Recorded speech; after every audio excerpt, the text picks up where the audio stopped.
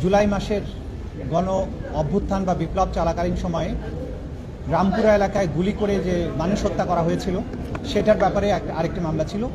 এই তিনটি মামলায় 8ই অক্টোবর ফরমাল চার্জ দাখিল হয়ে আসামিদের বিরুদ্ধে গ্রেপ্তারি পরোয়ানা জারি হয়েছিল। এর প্রেক্ষিতে আজকে এই তিনটি মামলার মোট 15 জন আসামিকে আইন শৃঙ্খলা রক্ষাকারী বাহিনী গ্রেপ্তার করে আদালতে উপস্থাপন করেছিল।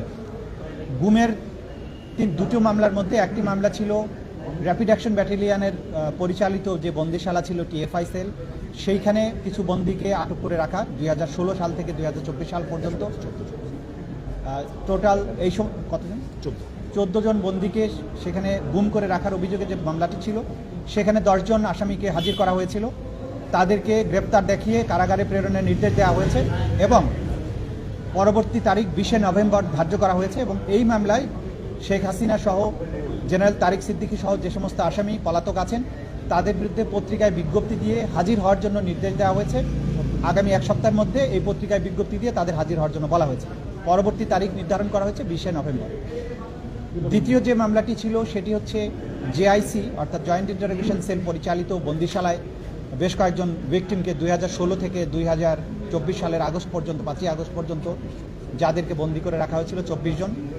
সেই অভিযোগে যে সমস্ত আসামির বিরুদ্ধে মামলা হয়েছিল তাদের মধ্যে 13 জনের বিরুদ্ধে মামলা হয়েছিল, তাদের মধ্যে 3 জনকে আজকে হাজির করা হয়েছিল, বাকি 10 জন পলাতক আছেন। আদালত তাদেরকেও গ্রেপ্তার দেখিয়ে কারাগারে প্রেরণ করতে বলেছেন এবং আগামী 20 নভেম্বর ওই মামলারও পরবর্তী তারিখ নির্ধারণ করেছেন এবং একইভাবে পলাতক আসামিদের বিরুদ্ধে পত্রিকায় বিজ্ঞপ্তি প্রকাশের নির্দেশ দিয়েছেন 7 দিনের সময় দিয়ে। তৃতীয় মামলাটি ছিল রামপুরায় 18 এবং 19 জুলাই 2024 সালে গুলি করে, বিশেষ করে ওইখানে কিছু বিজিবি সদস্য যারা গুলি করে আন্দোলনকারীদের হত্যা করেছিলেন, মোট 28 জনকে হত্যার অভিযোগে ওই অভিযোগটি করা হয়েছিল। সেই মামলাটিতেও আসামিদেরকে কারাগারে প্রেরণের নির্দেশ দেওয়া হয়েছে এবং পরবর্তী তারিখ নির্ধারণ করা হয়েছে 5ই নভেম্বর। এবং সেই মামলাতেও যারা পলাতক আছেন 2 জন পলাতক আছেন 4 জন আসামির মধ্যে, সেই 2 জনের বিরুদ্ধে পত্রিকায় বিজ্ঞপ্তি প্রকাশের জন্য নির্দেশ দেওয়া হয়েছে। আগামী 5ই নভেম্বর পরবর্তী তারিখ নির্ধারণ করা হয়েছে।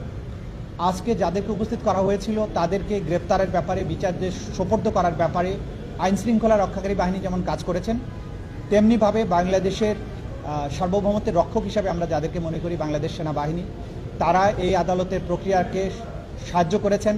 তারা ঘোষণা দিয়েছিলেন যে ল অফ দি ল্যান্ডের প্রতি তারা শ্রদ্ধাশীল থাকবেন, বিচার প্রক্রিয়ার প্রতি তাদের সমস্ত সমর্থন থাকবে। তারা সেই সমর্থন আমাদেরকে দিয়েছেন, আইনশৃঙ্খলা রক্ষাকারী বাহিনীকে দিয়েছেন। এই আসামিদেরকে গ্রেপ্তার করে আদালতে হাজির করার ব্যাপারে তারা সম্পূর্ণ সহযোগিতা করেছেন। এটা আইনশৃঙ্খলা রক্ষাকারী বাহিনীর মাধ্যমে আমরা জানতে পেরেছি। সুতরাং দেশপ্রেমিক সেনাবাহিনীর ব্যাপারে যে সমস্ত অপপ্রচার যারা করেন তাদেরকে আমরা বলবো অপপ্রচার করবেন না। ল অফ দি ল্যান্ড এবং বিচার প্রক্রিয়া একটা রাষ্ট্রের সভ্যতার মাপকাঠি নির্ধারণ করে। একটা রাষ্ট্র কতটা ফাংশনাল আছে সেটা নির্ধারিত হয় সেই রাষ্ট্রের জুডিশিয়ারি কতটা স্মুথলি ফাংশন করে। সুতরাং রাষ্ট্রের বাহিনীগুলো আমাদের এই বিচার প্রক্রিয়াকে সমর্থন করা, তাকে স্মুথলি পরিচালনার ব্যাপারে যেটা করেছেন, এটা প্রসিকিউশনের পক্ষ থেকে আমরা সবাইকে যারা এই প্রক্রিয়াকে সাহায্য করছেন তাদের সবার প্রতি আমাদের কৃতজ্ঞতা জানাচ্ছি।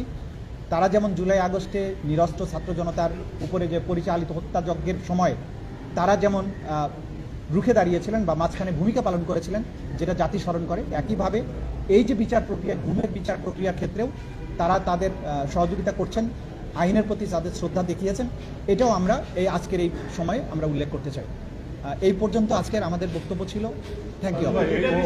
গ্রেপ্তার করা হয়েছে না ওনারা আত্মসমর্পণ করলেন? ওনাদেরকে আইন শৃঙ্খলা রক্ষাকারী বাহিনী গ্রেপ্তার করে আজকে আদালতে উপস্থিত করেছে।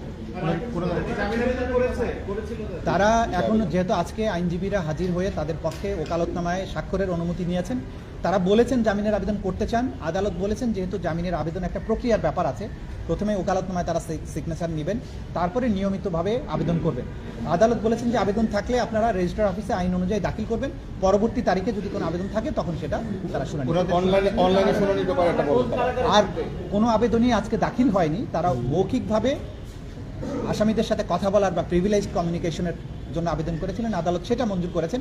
বাকি যে সমস্ত আবেদন তারা ফাইল করার কথা সেটা যথাযথ প্রক্রিয়ায় ওনারা দাখিল করবেন, করলে তখন প্রক্রিয়া অনুযায়ী সেটা শুনানি। কোন কারাগারে যাবে? আইন অনুযায়ী তাদের স্ট্যাটাস নির্ধারিত হবে। আপনারা জানেন যে আন্তর্জাতিক অপরাধ ট্রাইব্যুনালের আইন সর্বশেষ সংশোধিত হয়ে সর্বশেষ যে পর্যায়ে আছে সেখানে যেভাবে বলা আছে যে আসামি গ্রেপ্তার হলে তাদের কি স্ট্যাটাস হবে, আইন নির্ধারিত পন্থাই সেটা নির্ধারিত হবে। আমরা আগেও বলেছি এই ব্যাপারে, আজকে নতুন করে কিছু বলতে অনলাইনে হাজিরা দেওয়ার সুযোগ আছে কি? সেটা আদালত নির্ধারণ করবেন, সেটা ভবিষ্যতে যখন আবেদন আসবে বাস্তবতার নিরিখে আদালত যেটা ভালো মনে করবেন, যেটা বিচার প্রক্রিয়াকে স্মুথ করবে, সবকিছু মিলিয়ে কনভিনিয়েন্ট হবে, সেটা আদালতের নির্দেশ অনুযায়ী যা হবার সেটা হবে।